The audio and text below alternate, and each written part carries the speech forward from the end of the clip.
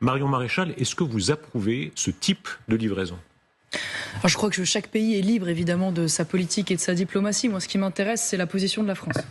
Et en l'occurrence, le rôle qui devrait être celui de la France est de tendre à être, bien sûr, un médiateur, un acteur du dialogue vers la paix et vers une solution de sortie. Pour cela, pour que la France puisse espérer contribuer à cela et être un médiateur, il faut qu'elle soit un acteur d'équilibre. Ça veut dire qu'elle ne peut pas intégralement s'aligner sur l'un des deux blocs et donc devenir co-belligérant, ce qui devient mécanique à partir du moment où vous envoyez des armes. Ça veut dire, pardon, vous estimez qu'actuellement la France est de fait co-belligérante ? À partir du moment où vous envoyez des armes, vous devenez partie prenante évidemment de la guerre, donc vous faites la guerre de fait à la Russie, même indirectement, donc évidemment vous ne pouvez pas vous placer au centre. Pourquoi je vous dis ça ? Non, mais ce qui est intéressant, c'est pourquoi la France doit être un facteur d'équilibre et un médiateur.